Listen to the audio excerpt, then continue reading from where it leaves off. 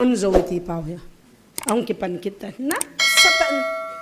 anu nu hu interview abolin interview bol dana in ka sapoi ka ngol he awang mi khat chung chang thu chu hello khat to nang na ki pasa yes wo ta nu ngai lo pia itabang ka him ti vet sa nei half pension ai dam full pension ai dam ka ha ma yong na sari full yong na sari ka ki da cho ka vet le amasahi mi khata ki hona he o chi nama dinga pathin pasal hangsa khadei pi hi katin khawe chungan bol cha chungwang chu kalai na ke hi pidami ni banga thu pha bola mi bang chi hi ta ha bol ham ta kana lung han ke chu ka sei khilo la taw na dong kaman pi hon ye ma he pathin mang chan lang tiliwa he ai cha thil bol ho chu thu ho an bol dan vela nama dinga namdam na dinga pan la ding khan hai kamun mi khata ki ho na kho kastata sa ka ga koile pungka kha jawa chu mi zakko walin subscribe bol pi chu na ta sanham nang zo na vet ham ativa he nge ka thi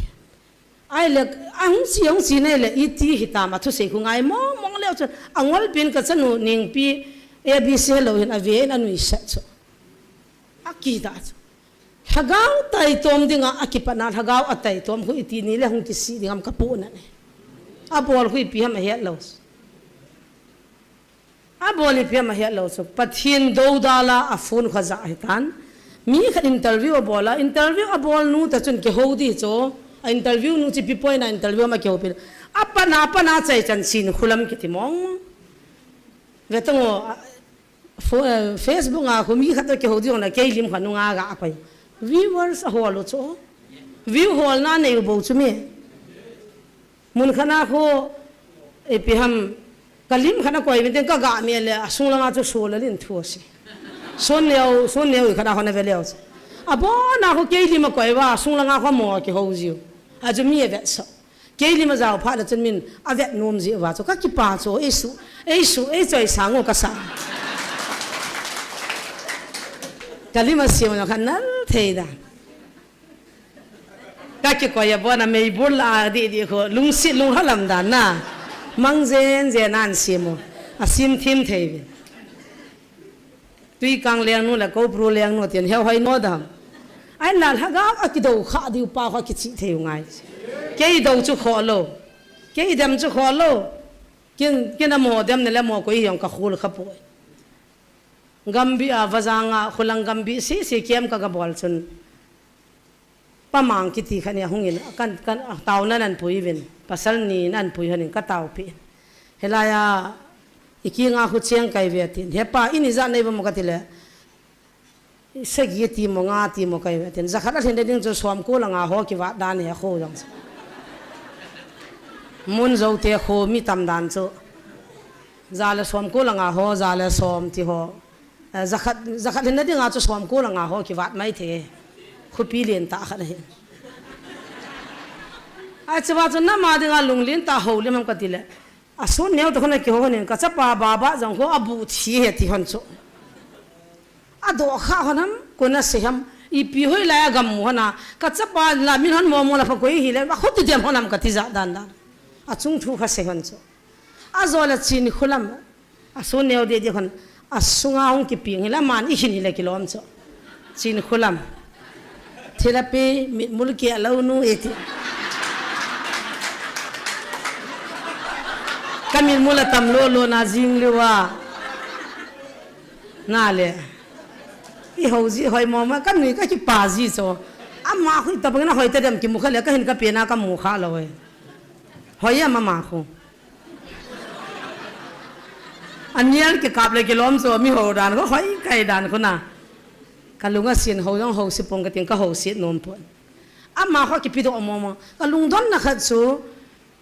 to 7 day ban ti sa ka ute ho jong amin singa langa thinjola ka bis thangau tha kan ki loi khom pi pang kha omin ikinga ka ute ho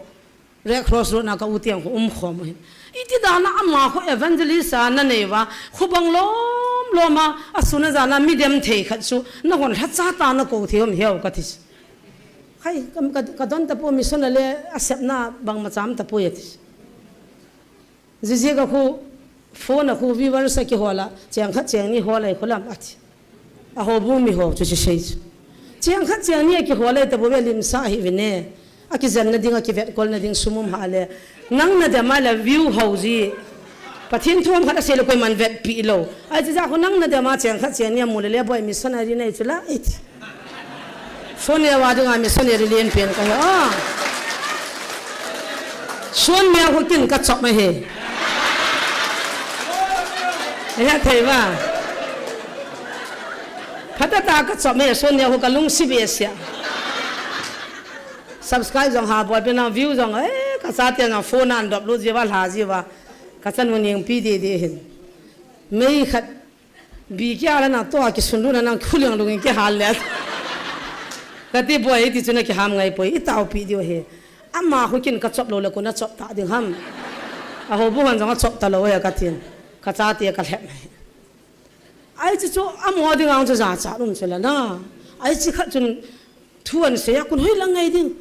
e piam le kha kha khon dam jin chol nga ni khu ti khat kho an dam do ji jin ai cha ki chai ta chu pathin thu se la chung nong pin chu chol nga ni an ti hoi a chi pini khwa khon dop ji ham wang chu ka hen chol nga ni ti sile tui lunga chop lo to khone hin adang si ma cha boi nam ta lo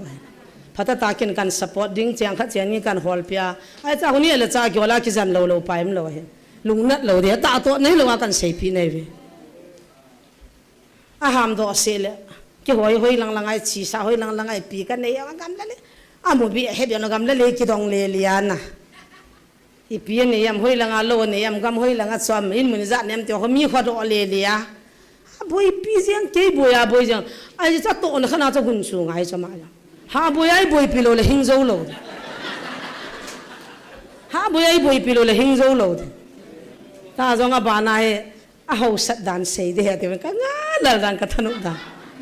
ai cha ki ba pi pa mun zo tong ki shu to le mi ching khat le kha thien kha le na ti win ka lung dong cho ka vet to cha le a mi kha til jing ai ta cha manin ki ho nu cha cho he bani he khalo wa ka ki ho na a mani chu ki pass to na chu wa noi va dinga tha hon chu missionary a ki gya le chu ma nam ngai lu a ki gya le chu chin khulam dem the mai mai le chin khulam do na ding youtube bola viewers hol mai me chu mi ching lo pia ha pension ga mai dam ka he mi ching a ka koi lo pi ka lo su mi ching khat pasal hang san khat hi le izat ni na ma dinga phachom khat bolin ang sei ta numai na chapang tua bumal bi atabanga apana pana chin khulama chai chana chin khulam ipia pang ding chi chu itai ni ki mu kha itai taw khom kha itiana ko ma chang kha kan thum kha langin kamin na pat pat jing na avialan pat lo dinga ka ti me kang mi interview bol nom la bol ho thu cha ki do di ke thu he nom la ke ko ma hung ta nangin noi se ta chapang banga na mu zo se ko ma chin khulam itim ta interview na bol na dim la na nga ade nan bol shot lo de na ki bol nom ki bol ta chu ka kha lo bu ke chung thu na se lo de ka phal lo ke ken right ka nei na thau jaw lo mi ching le le mi ching bang na ngol na lang ki ngol ro la chu na phai ji zan han ka ngai hoi nu ta ki ho na ho hoi nu jong zan nin in sunga ka to khom hanin GMF de dam na ding an chei sei sa go ne ti so wathin na control so la hiau ka sei mong mong he asunga la ga so na phal lo so ai lai sei go na da pha la ma han nu ma ga ho ji cha khat nu jong i khota ai so interview ki bol sa am ka lu do thagao thing na da la pha na za ma khai jang thu sei le amin an na so ro thagao thing ni da la thei che me ho jong ala heu ipi mong na gela mi ho na kiang asil se ti ho na se ham katila o lam ka masanga ne ti hin azur zole muthim ta bang khonong ki li han zo shading chu kamo sei sei he ti chula heu ka hangai dam dana di se chu lung thiang chu asun deu jong khai chu khu chme amai ang ki khail hala ka sei ta chu kamaya chu na bana bana na hung ki tole ti chu heu na hi lo ham ai dam na ding pa chu hoi nei wan chilai muna to zo se chin khulamin akiang e sop se tina mole je sumin na khodin da mo mi sang wali hivin kan vet mo mo umam ka ti ta kiang na sop khavam sop vin ka ti la mi khabian nam vamin dam vin ka tis tu zana interview a to sei kit so ai le chin khulam jani ti dana akiang mi sop sa phat the bu to an sei se le ka chapa mystery pa thang ne wa thau pa he he tu so ก็จานฝนเขียนแล้วก็จะฝนโดดที่คนเห็น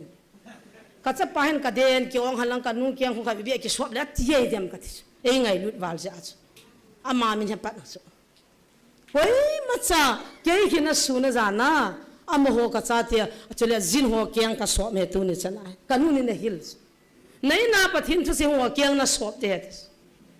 ปะทินไม่น่ากินก็สวบเอเวนดิสปุกเกี่ยงน้องก็สวบข้าจะต้องเลี้ยว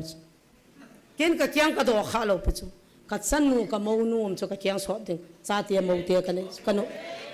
กิลิซาตานะหัวหินกับเกี่ยงน่ะสวบดานาเขาเสียวกับปูเนี่ยจะกับทีมาจูอาจจะมุ่งจะจนฟูลินเทรสาจูเฮาให้นูจะเสียสาวเฮาให้นูจะติดดาจ้าเขทุกตั้มปีเสียจูเฮลัยจะเดมสาเตเดียดูสาเตเตดิ้งอากูอินเทอร์วิวฮิโลบุจเมจิจูอีพิดามานี่เกี่ยวน่าเกี่ยทูเสียนำกัดจูจงเล่ขัดลันินเมสเซสนั่นเกี่ยวตัวว่าอาวามังพาร์วาจันกิปุนาเฮลัยมุนตาสันเลหิงาลไอ้ละละคนละงาจุ่มเบบอลหัวจูเฮจิจูปัลเจนกุงจูกิอุ้มเทโลดิ้งไอ้ที่จูกินกษัยน่าจูเฮวานันโนโดอวาอากาศที่คุยมาจากินโนโดอลปิจูอาสูบิหัวขันเมสเซสทนานะหุ่นตะโลเดะสุดละกินคุยห้ำเกี่ยคุยก็จะก็กลัวมังไงดำหุ่นกิทุมินกตีดำโอ้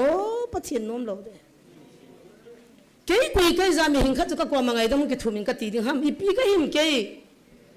zero ก็เฮ zeroอันละรอกินวิเลนหัวนุ่นเตะความฮัดดี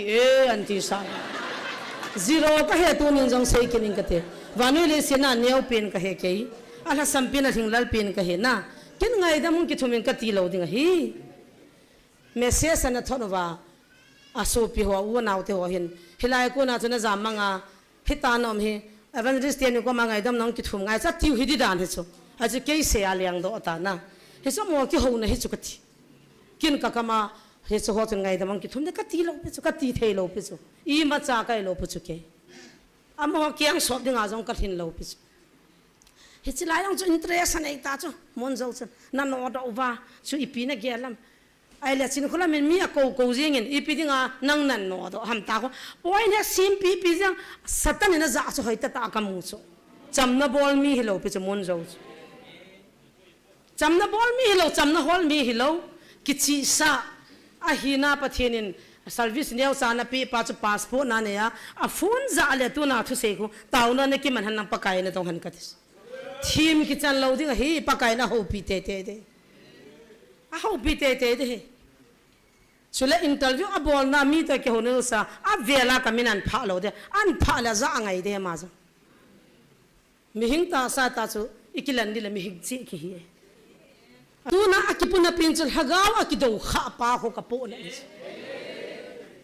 อามาสัตว์สงอาจงฮักเอาน่ะดูตาเวน่ะดีแต่ปูเวกิตยาจะปูน่ะนู้จูเจสุนเนสลุงน่ะเตหิวินานาเอติจูกักกาอากันน่ะป้าจูเจสุมาหงเราไปจุละอาฮิปุยตาหัดสักหินากิปุนากิกาป้าจูปัจฉินน่ะพัดชิลตาจูฮาเลลูยาเฮจิจาจูก็สุดที่กาเฮจูเวลิจานฮิตามนิ่งกุมมาสักไวรัลจุละกัมินชีจุละอิสนาก็คิดเห็นอุหิตาปัจฉินหงากำจังตาหงโฮพิวกัลฮัตซันนูน่ะหัวน่ะก็กลัวมาทุ่งไตไงดำทุ่มวินงาตาวินาทีสุดละนู่เตะจานมันขัดพอสุดละเฮจิจะว่าบ้านไหนตัวห้องคิดสุดละขัดเนี่ยกูห้องกินว่าไงดำมันคิดทุ่มกินสุดละปัจจุบันโซเชียลทูเสียเกี่ยวกับมาจากไอ้ปนมีดาวดึงจงก็เกี่ยวกับปนดาวคำจงนั่นดาววางมาตัวดาวคำไก่ปอยไอ้ละกันเนี่ยเจสุน่ะดาวเจว่าตัวเจสุน่ะดวนปนเอาตัวนี้เราส่วนเดียวเลยมนโจนัติว่ามีปีนัติว่าไม่เห็นตาวผิวเตะลุงหางฮิวินบาบานเขาหนอนจังสู้กัจจปาบาบานอ่ะมันเห็นตาจะนุ่มมาเขาหน้าดิ้งบาบานน่ะบูทีขับไปทุกคนนุ่มเองคันวิดีโออันเสียมกินทางเล่นเสียนบาบานน่ะบูทีบุเวทีที่คิดเอาแต่วันนี้สปุ่มนั้นพอตาจะวิดีโอคันหงสุไปกินตัวที่ต้องนั่นเองเราห้ามนั่นเองเราเลยมันน่ะจนตาวต้องนอนทำปีอาดิ้งอินอีพิธีนั้นมีจำได้วิดีโอนั้นจุดที่เสียมมันกิเกลตั้งนั้นทุกสิ่งนั้นที่น่ะวิดีโอนั้นเสียมไล่ตาคนกุยถ้าเขาจุนนับปอลห้ามกิเกลตั้งสัตว์นี่นับปอลเลยบ่าวใช่ไหมตัวนายกันแต่ฮิโลปิจุกันฮิลจินเนี่ยชูกุลปีน่ะมีแต่เมนติว่าฮิโลปิจุไหมเจสุเมน่ะกันเซปีในเวโน่บังอาวิดีโอเสียมกันถึงนั่นดวนบุตรพูดวิ่งเฮจุปัทหินเสียนนี่ที่อาดึงอามุนโจสีทักขัดอินสุงาเสียงนั่นละเสียงนั่นทักขัดชุเลน้ำมีเตียวนั่นเนี่ย sata lung thi mo na don bulo dam video seminity wa ning tir rong chula cycle langa pat ka hian video na sem na kyong ka zaw re ta nu te kha jong hunga ini ni lim do sa na te kyong ka zaw re thilu yong ke chu ha boi di chi kai poi ka nei jesu chu na do hin jesu na han tong nan te ka ti ke ei ki dam khau le awang phai win ka pa ki dam khau la wang si ve ka ke ki dam khau chu silo bu chu ka pa an ki dam kha si chu an ni adi mong he pun via ka ki ve le dam sang khol chol ka ki a le dam pung ka ki bu le dam tin rong ka ki nu le dam khut jam ka bu le dam o a ki tu to a pasal kha jong hun sa na sa lo ha mo kol ga ma mandila pandin ho ta ki thojin ha cha khut jam ho khan ki la a ti ho ta ba a sei khun jan khun a gyal la ma khun ni je ke ve zo sei ka thi mo mo ga tin te nu je ke di cho ka ga ki chan le na a mu lo ran dan kol ga ma kan to khom pe cho mang boy sing sit kho ai bi pa khon dong leo chin khula mi ta bom tin na dong to kanara biang manager nu boy nu khon dong leo chen sing sit na dong le a mo khon sei ve to a ha he de da no ale youtube ma khon gauri guru na ti ho pathin ka ho sa ho ko anda dong to na ho pi to na khon hi bangani nu siani zo wa ma mon pathin ta bangai gya lo bos kasil ka chian hanan ka ne ka sa dong la wa na tha lo pi chi ngai lut mong mong nang lo hela chuna ti jiu chu tu na he wa hen a jong chen dam la din guru ma chen chin khulam te thang lin se tiam na kho su mang de te la khat pan lal boy I love you te la kamin pha ji to ngo ui chala ui chala jaw lo la zo the ki lo che dam lal jong wal be san sumi te na ko he tu sunga chu a mai tham di mo ma wa le ta ne mai ke isia na tong kain kamin ke minin ngai dam ki thun isia ten ya sa di we ta a so pi pa me na ngai dam thum ba ka u te to ka ki na alo ko lu ding he ya ma ta lai din sa a mu chit na ma he chin nam I dam no ho chu sei sa de ka ti kan sung thu ka pu ka pa thu na san an sei chu la a thau jaw lo so na he chan kya chu ki chi sa angol langol ki chi la hun phadi ya a han he ta cho ui chal nga na khoti ja awanga ho za mo nga ni thu sei ve ta a break ta lo ha ju I sia ten mission area gu yo ka pu na ji cho training a jaw mo ham cho ho mun tina mi yo sit ki na ki nil thai ju ko khulanga ma koi wa mission area koi yo ki pa hi be evin te katis tu chunga kan sung pum piwan to kha jang so ama tan ngai dama ki thum sa de ti hin a so pi pa le ya ki do tu nu tu ban le chin khulam le nan sungan dem kina le na de de ni lo ta win ati wa le khan ji wa ngai daman thu tung ka ham no jang ko ngai dam thei ta lo pi wal ta an bol bela ni re angai hi ta lo he na tia jo mi personal khat nang nanu no ma mi khat na chana na chu do thei di lo pi me le khat thin mi ching nei lo danum so ke chu me mi khat chan chin nang nanu no ma video na sema na youtube zo sa kalim zo na ta na di lo pi chu view na ki hol na ke lim na zau ka chop hi tam thim ta ve ta a ke limam lo ko mana ve pi lo so a tu na jang nga ke ro mon khun tv khun tha ben tin nui ta ve to ta diary ke choi ben ki ji ro ben tin a ji du ta cha ji pan do zo lo khun ki chai che lo khun hum to pai ta ve ta bang kha kan la ro ben tin pi pi ten su to ben tin ai so ko boi piu ta cho thu pha thu ye bil valu ta lo he na he so zo si ding ami tao pi do pa azui ho se sian jang je su men ki gyal hau ten o thil di lo khan nam su boi the ta sa na ga wai pui mang the kha cha da tha de kan ti mun chu kan sei chin ma sat pe na hin helai ki din le mi da ma ding ni gyal ji ben he chi hil chin na chu kan nei no ma ka nga the ta Amasan his YouTube channel an be hozo se na bonun sibai tu ni nilhalangin YouTube channel khadong ki senin hi chu ka na hi le anunga sign bon hin nampi taw na mei ti khom na ti khana ki zin ai le taw na mei ti khom na thu phon num na mun ti khat zong na hin la atu sei chu ka ngaya hi le ke personal ta attack na ngen ka pin na khu neu cha sei set na ngen ai lo wale kami hi na sei set na ngen ti ho hin atu sei zong akoi dang zong hilo ala wadinga alubo pen evil zilis zong hintin kami nanung pha ta lo diu ti zen amin zong pha da zengutin hizong le evil zilis chinpu ti jiang utin hi chi episode purpose adingin ke hi ai lo chan chana kisena zin apet perin clarify kahin bol nomin hi chi masang jep chun nilha tilin video khat kahin upload in koi ma se se na hi pon ke kana se ma bangin koi ma personal ta in ke te ngai pon koi ma ka se nom pon koi ma ho thu do la jong koi ma cha ka se nom pon hin la gamsung viral gamsung pumpia no pha den hi ta ja hi adem hole adem lo ho apom ho ki ho limutin sur ho mote Bible based in tia hi kahin bol hin la evil zealous tidingham ai lo wale devil zealous tidingham etia nampi taw na mei ti khom na muna mi se na ki mangjeng hi na se hel zo seo keima evangelist hi zong leng keima sepai pension me hi zong leng kahin ngai dam masar hi ti hi kahin se hin tin abanin mi hi ise se teng le hilo chan ge se set lo ding ma ban hung ching thei dom lo chin phading ham katin ke hi evil zealous nu hin officer neu cha a hi le khuti khati atin nangin neu na sami the hin hi zong le ke adinga chu neu be lo hin India dinga officer group A gazetted officer adinga competitive exam sang pe na hin UPSC Union Public Service Commission exam apanin combined defense service kana lunin chapana lieutenant captain major lieutenant colonel ka hung retire hin ke officer ka hilam jong ka ki het ngai pon ka ki hisa pon mi ka ki ho pi ho ama ho hi bang hi ka ho pi ji hin ai lo le pumang boy seidana lekha na simpai leng aneu pe na IS ka hiding he ti to nga hi military officer hi neu pe na koi ham ti hi head na dai ta ka hin se me hin ana hon head lo ba hi lela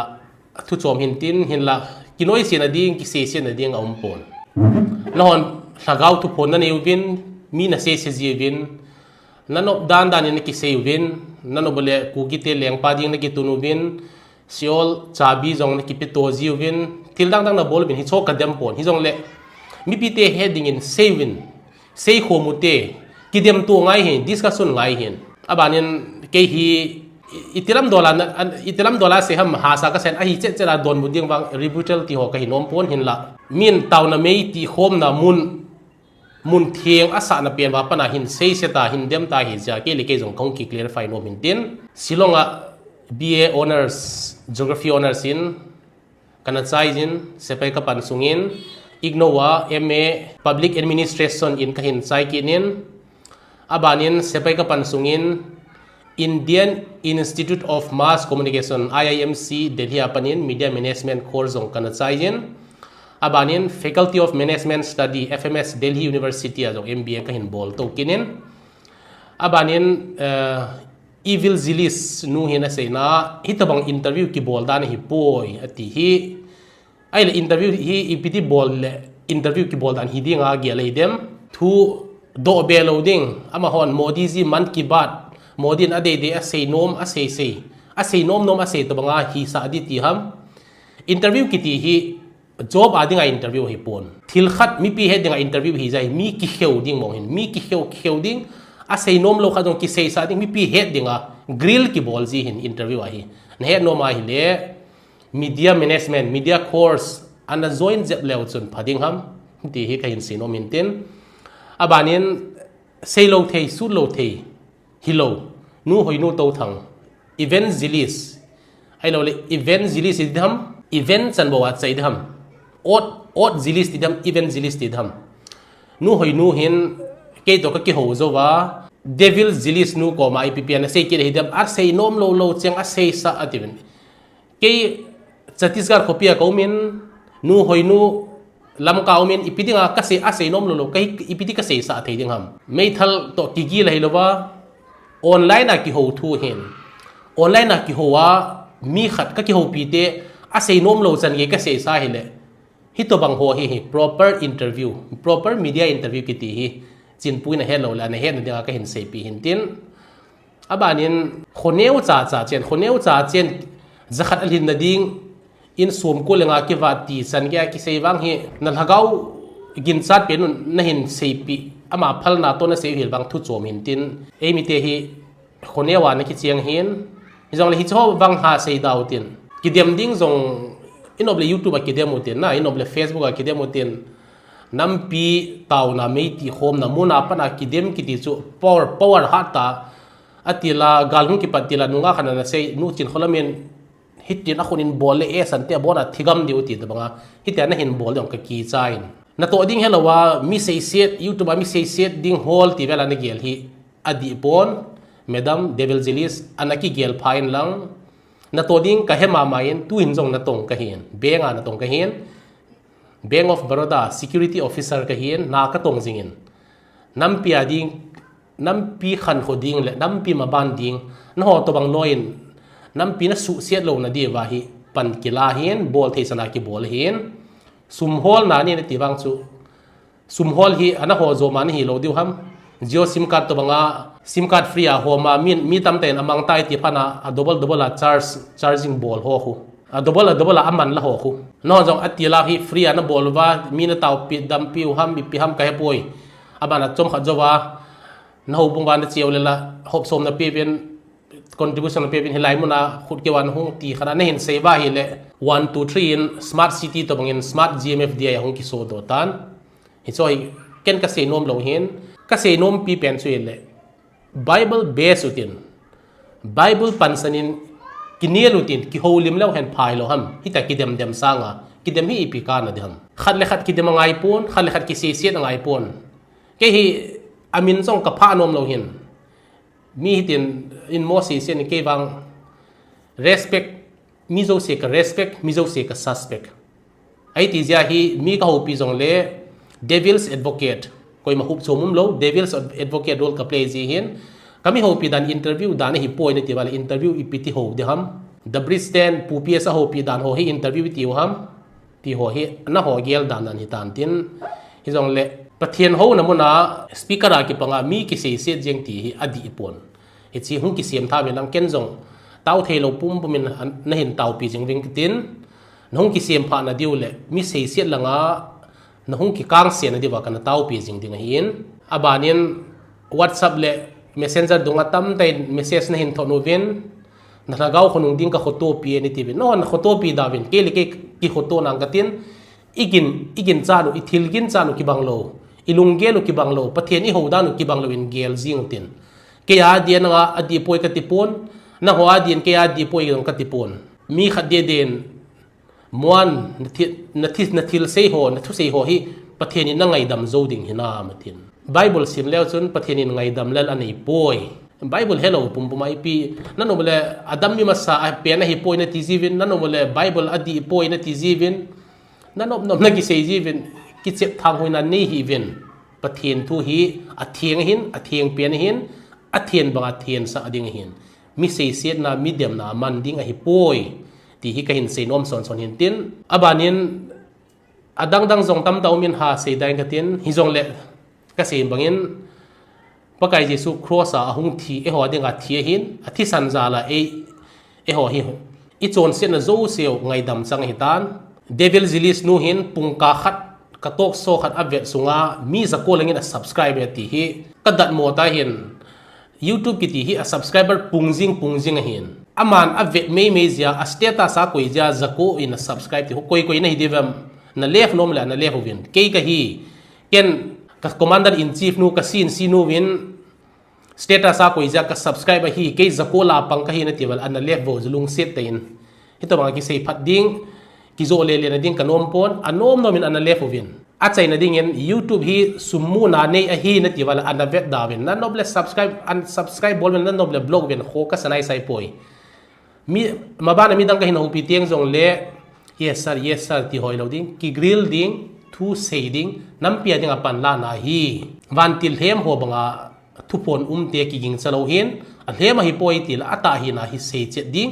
abanin pathian hing ho hi wa hi le pulpit kiti stage kiti hi aman dan themutin anoya hon thu sei ngai hon amen hallelujah atinai te nop sei hi mabana hong ti lo ding hi ti hi kain sinomin tin IPP hele echi keima hung ki sei na gangster monster fraudster te hin a hin sei dawa panin kanangai in echi chomcha ka hin don bon hin tin